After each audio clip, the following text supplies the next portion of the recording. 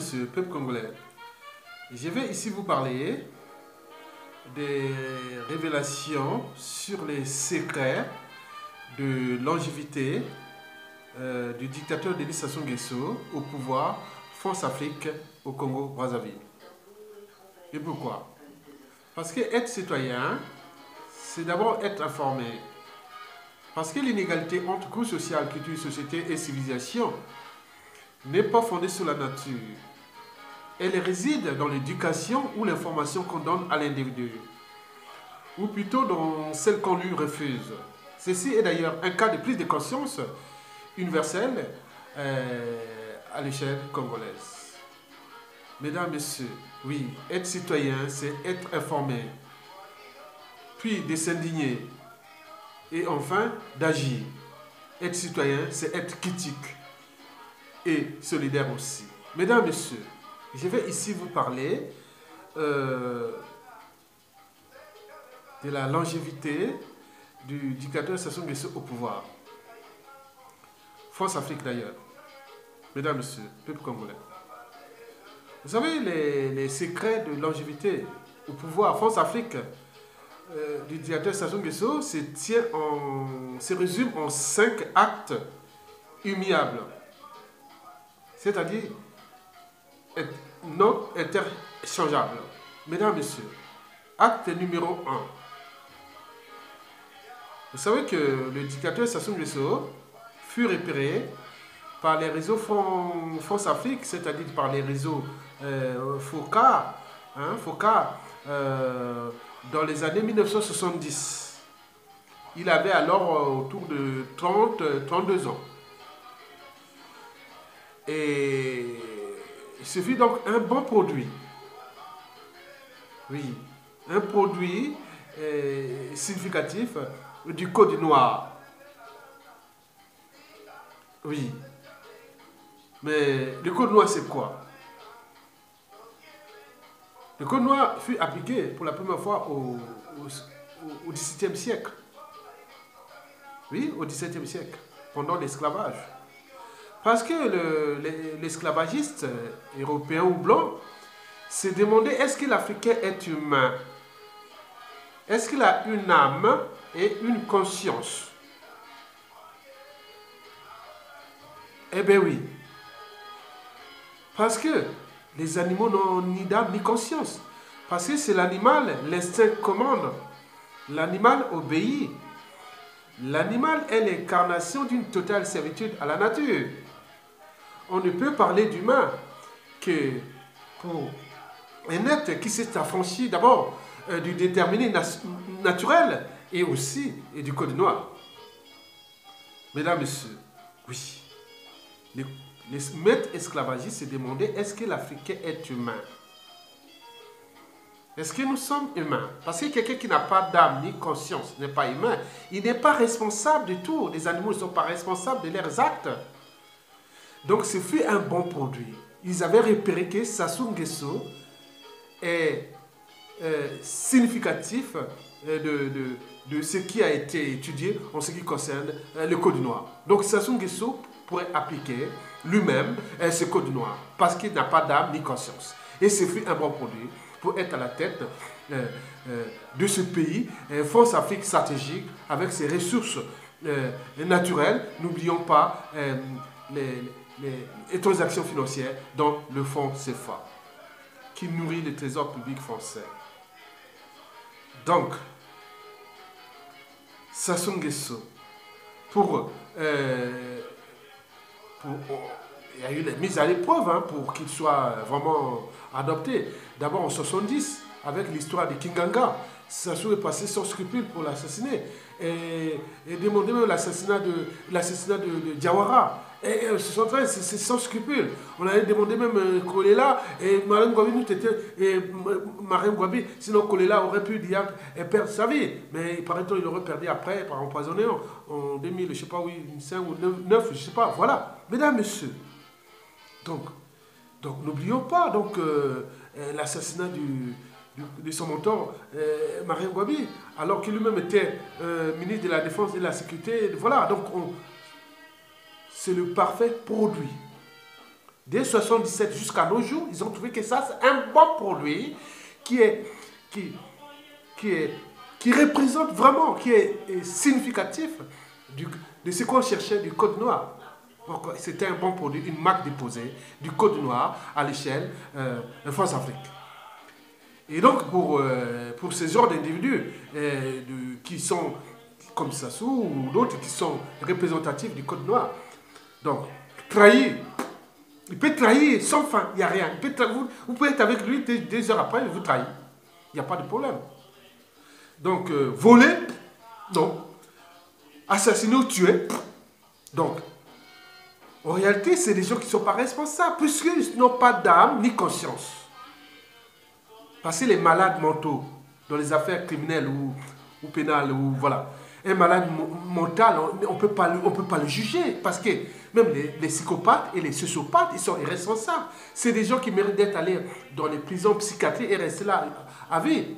On ne peut pas juger quelqu'un qui est irresponsable mentalement. Non, ce n'est pas possible. L'animal, on ne va pas juger, un lion parce qu'il a attaqué un buffle. Oh, non, ce n'est pas possible. C'est la loi de la jungle. Même si une bête sauvage attaque un humain. Bon, la première des choses, c'est soit neutraliser cette bête sauvage, ou si alors on met dans un zoo. Voilà, c'est tout. Il n'y a rien à faire. On peut pas, c'est un animal. Non, c'est pas possible. Donc nous sommes quelque part au Congo en danger. Parce que nous sommes dirigés par cet individu qui est aux frontières de l'humanité. Eh bien oui, bien sûr qu'il est responsable. Donc, c'est comme si vous mettez un individu mais dans l'arène où il y a des fauves. Ils sont calmes, mais dès que vous... Ils vont vous faire. Parce que c'est l'excès comment l'animal obéit. Ils n'ont pas d'âme ni conscience. Et vous voilà. Donc, nous sommes individuellement en danger. Donc, ce produit-là, qu'on a placé comme ça, c'est fait un bon produit parce que, je voulais répéter qu'il n'a ni d'âme ni conscience. Sinon, ça se sera à un moment donné, dit non, c'est pas possible. Je ne peux pas faire de mal à mon peuple avec ce qui s'est passé depuis l'esclavage, la colonisation et tout ce que ce peuple a subi. Nous devons nous battre ensemble dans le sens de la respectabilité déjà interraciale. Elle est là. Les suprématistes et tout ce qui donnent des idées à l'Afrique de merde et tout ça. Mais pourquoi? Parce qu'il y a ces mauvais qui sont au sommet de la pyramide de ces peuples qui sont là, qui appliquent ou légalisent même le code noir. Bien sûr qu'ils cherchent à l'étendre à toute la communauté nationale ou africaine. Et voilà le problème. Mesdames, Messieurs, bon, Sassou Nguesso n'a pas d'âme ni conscience, sinon ça c'est serein. Il aurait pu dire non, top, j'ai commis trop de crimes contre ce peuple, les crimes économiques, les crimes humains et compagnie, j'arrête. Non, c'est pas possible, il ne peut pas. Ça sera que par la force, ou par la violence, ou voilà, par un rapport de force. Sinon, il ne partira pas. Parce que il est le produit du code noir, il est le significatif du code noir. Mesdames, Messieurs, acte 2. Bon, vous savez que ceux qui sont au stade du code noir, c'est-à-dire ils n'ont ni d'âme ni conscience, bon, souvent sont facilement domptables. Donc on peut les dompter. Et ce qui se passe pour ça, donc comme il était là dès la mort du commandant Martin Ngouabi, voilà, donc bon, il est rentré activement dans les réseaux de contrôle de son cerveau comme il a été dompté. Donc les réseaux francs-maçonniques. Et ce réseau cherche à contrôler déjà l'individu. Mais lui, comme lui, il est au sommet de la pyramide, donc il y a plein de monde, donc lui, il est au sommet, donc ça fait une pyramide, donc on peut contrôler tout le monde là, cadre civil, politique et militaire de ce pays. Donc Sassou là contrôle tout le monde avec les réseaux francs-maçonniques. Vous savez que la franc-maçonnerie au Congo, c'est un super parti politique. Donc pour avoir des postes de responsabilité au Congo, il faut être franc-maçon. C'est une manière de contrôler. Donc on contrôle Sassou Nguesso, on lui a attribué des rôles et des missions. Donc il contrôle tous ces pays et ses ressources et autres. Et les humains et compagnie. Donc au sommet, il y a d'autres qui donnent les ordres en haut, c'est-à-dire la France-Afrique, et là, bouclé. Et donc, Sassou est là. Au moment où il remplit son rôle, il n'y a pas de problème. Mais on lui a donné même, il s'est même adapté. Il a transformé cette franc-maçonnerie Au Congo, comme les forces centrifuges, parce qu'en Afrique, on aime des trucs mystiques, autres, alors qu'ici, c'est déjà précisément des affaires criminelles ou des conflits d'intérêts. Et voilà. Mais lui, là-bas, il transforme ça mélange avec une population abrutie, des cadres un peu abrutis. Et voilà. Donc, il se retrouve au sommet de cette pyramide et qui ont transformé ça, non pas seulement en franc-maçonnerie, mais en franc-maçonnerie. C'est-à-dire en affaires criminelles. Donc, on parle de sacrifice humain, de cannibalisme, de Dracula, de vampires, des disparitions forcées, d'assassinats et autres, des trafics d'êtres humains, d'organes et autres. Ça devient un marché. Et donc, lui, il est au sommet de ces marchés et qui est là, qui est en train de déclasser ce pays. Et en même temps, les gens sont déjà abrutis et faibles. Et donc, la paresse, on est au Moyen-Âge, purement au Moyen-Âge. Hein? Donc, il a rendu le pays au Moyen-Âge avec ses caractéristiques qui sont déjà l'Inquisition, la paresse intellectuelle, le manque de règles d'hygiène et compagnie, des médications et tout ça. Bon, n'oublions pas le droit, hein, au niveau de la justice. On vous condamne avant de trouver les preuves. Donc, voilà. Donc, l'absence de démocratie, l'alternance, et vous avez tout ça, et mélangez tout ce qui concerne le Moyen-Âge. Je vous dis la paresse intellectuelle et compagnie. Donc, on est là vraiment dans le Moyen-Âge au XXIe siècle au Congo-Brazzaville. Mesdames, Messieurs, donc les réseaux francs-maçonniques contrôlent Sassou Nguesso. Et lui, il contrôle les Congolais. Il est transformé en bête, au bétail humain. Et voilà, la boucle est bouclée. Partie du Code du Noir, on se retrouve dans le système de contrôle. Et comment ça va se faire, comment cela peut se transformer? Déjà, quand vous êtes franc-maçon, et franc-maçonnerie, et franc-maçonnerie, il est facile que vous pouvez vous transformer en reptilien. Ça, c'est l'acte 3.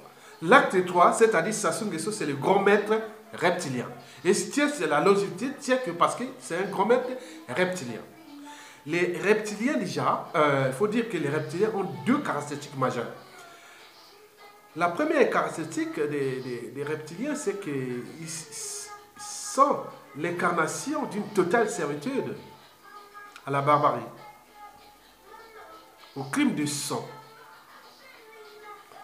à la confiscation et l'appropriation des biens collectifs ou des biens communs autres. Ils sont vraiment, pour eux, ils tuent, ils s'accaparent et voilà. Donc c'est comme le monde des barbares, hein? Le peuple des barbares, voilà. Donc ils sont l'incarnation de ça. Ça, c'est la première caractéristique des reptiliens. La deuxième caractéristique des reptiliens, c'est que vérité ou mensonge, c'est pareil. Donc ce qui fait qu'ils sont des parfaits acteurs politiques ou des comédiens. Parce que vérité ou mensonge, c'est pareil. On peut dire à Sassou Nguesso, tu as passé 34 ans au pouvoir. Il dit non, non, non, c'est pas vrai, c'est pas vrai, c'est pas faux, c'est pas vrai. Vous avez tué 1,5 million de Congolais, mais non, c'est pas vrai, c'est pas vrai. Le Congo est en mort clinique, c'est pas vrai. Le Congo est surendetté à 230% de son produit intérieur brut à cause de vous, mais non, c'est pas vrai. Le poisson pousse par la tête parce que dans toute organisation, qu'elle soit État, entreprise ou association, celui qui a la tête, quand il y a un dysfonctionnement, c'est celui qui a la tête qui en est responsable. Donc c'est vous, monsieur Sassou. Non, c'est pas vrai, c'est pas moi. Oh, il rigole. Donc, c'est des gens irresponsables. Donc, vous mettez un pays à la tête, là, il peut rester. Au moment où, en parlant de ces deux caractéristiques-là, s'il peut tuer, qui tue que les Noirs, entre Noirs, bon, s'il touchait un seul blanc arabe, bon, il y aura des soucis. Mais la honte noire, bon, ils ne sont pas capables de se défendre entre eux, bon, tant pis. Ils continuent à massacrer, massacrer, massacrer. Parmi la deuxième caractéristique des reptiliens, vérité ou mensonge, c'est pareil. Donc, le pays peut laisser le pays aux loups et aux bêtes de vautours, sur invitation, bien sûr, du Sassou, venus de l'extérieur, qui ont venu piller ce pays. Ils s'accaparent le trésor public, n'est plus le trésor public, il est le trésor privé des Sassou Nguesso et de ses dignitaires et valets locaux et étrangers qui l'invitent pour maintenir ce pouvoir. Parce que c'est toute une organisation qui est là pour confisquer ce pays, parce que quelqu'un qui est la tête d'un pays aussi riche, en ressources naturelles et stratégiques, et voilà, donc voilà, ils contrôlent tout. Donc c'est ça qui fait que ça soit là. Fais ce que tu veux. Au moment où tu appliques les 5 actes, acte premier sur le code noir, le deuxième sur les réseaux francs-maçonniques, le troisième sur les reptiliens. Vérité ou mensonge, c'est pareil.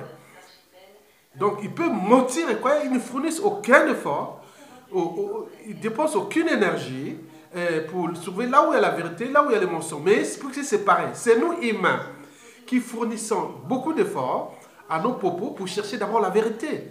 Parce que si on te dit non, tu as fait ça, non, c'est pas vrai. Mais lui, il dit bon, qu'est-ce que ça peut faire? Voilà, vous comprenez déjà ça.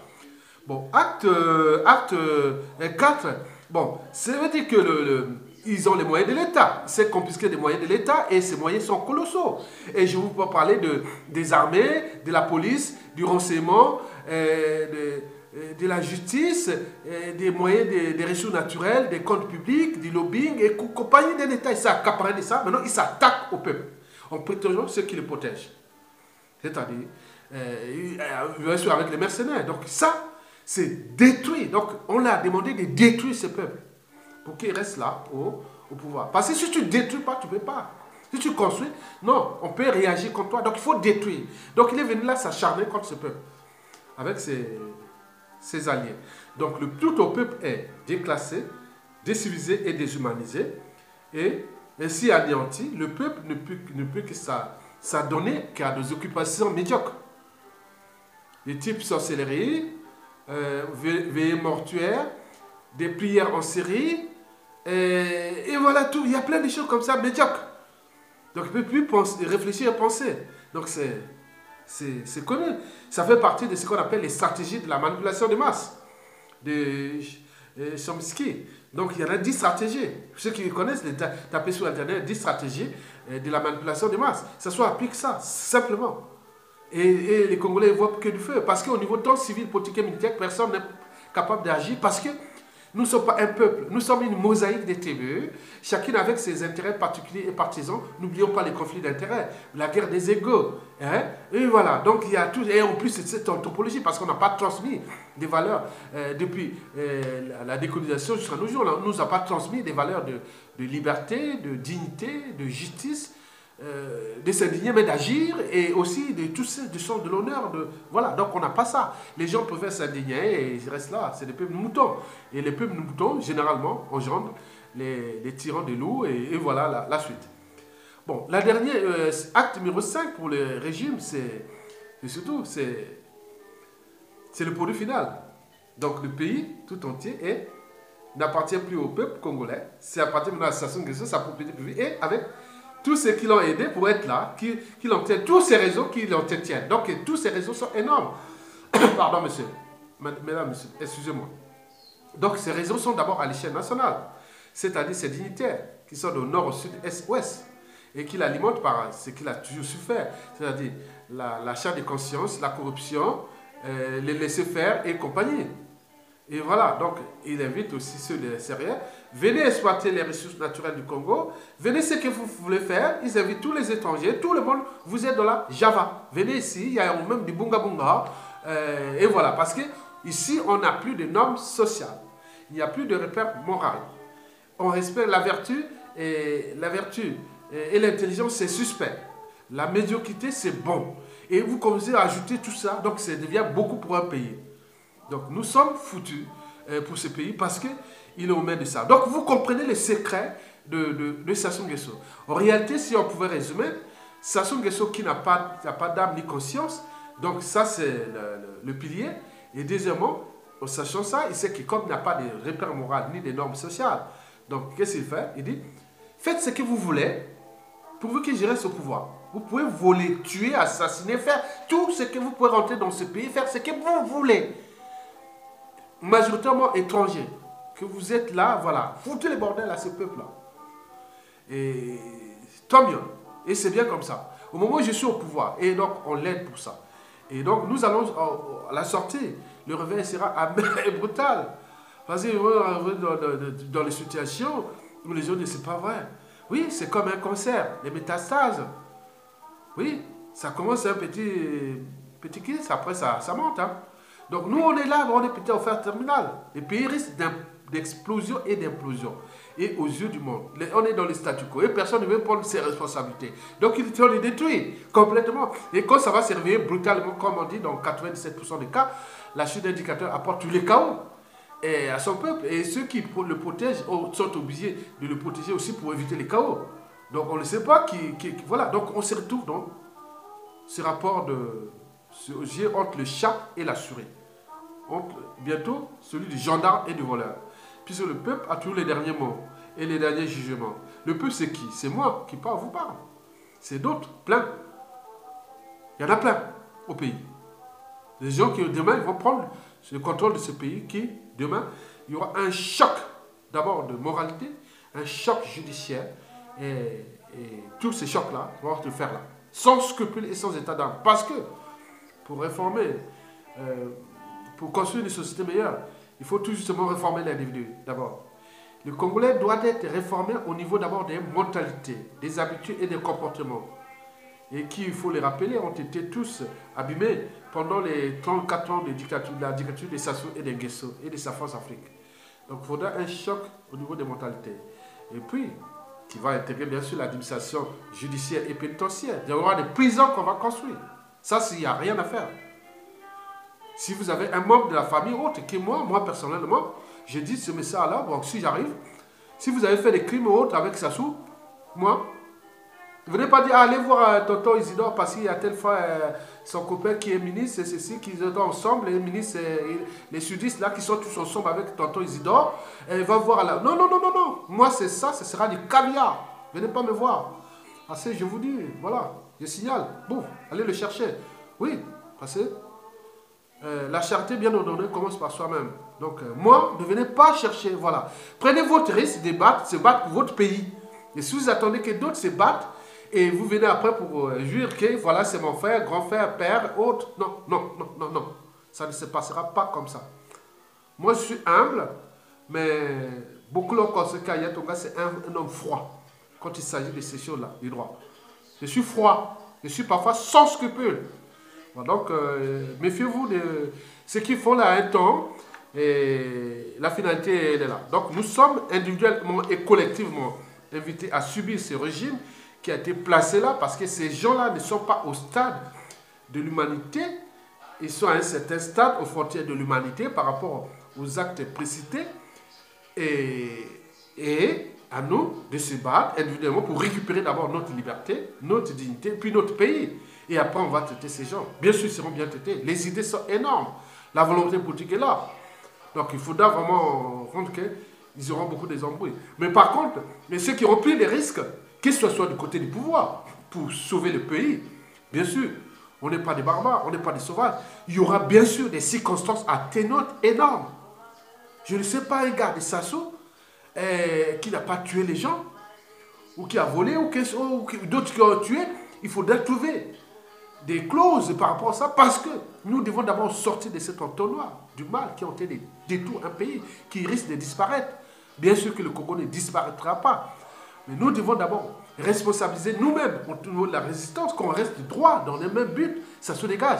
Mais ceux qui ont du pouvoir, qui cherchent à le mettre hors d'état de nuit, donc ça veut dire qu'ils se sont affranchis du code noir, eux-mêmes aussi. Donc ils sont au stade d'humanité. Donc il faut les récupérer, parce que c'est des gens récupérables. Parce qu'ils se battent pour faire partie de Sassou Nguesso, alors qu'ils sont ensemble avec Sassou. Et c'est des gens qui demain, on va les trouver les circonstances atténuantes, parce que nous ne sommes pas... le régime qui arrive, la presse Sassou, ce n'est pas des sauvages et des barbares, c'est des hommes du droit. Le droit, le droit, le droit, le droit, le droit, le droit. Vous avez compris. Mesdames, Messieurs, je vous remercie, peuple congolais, et à bientôt.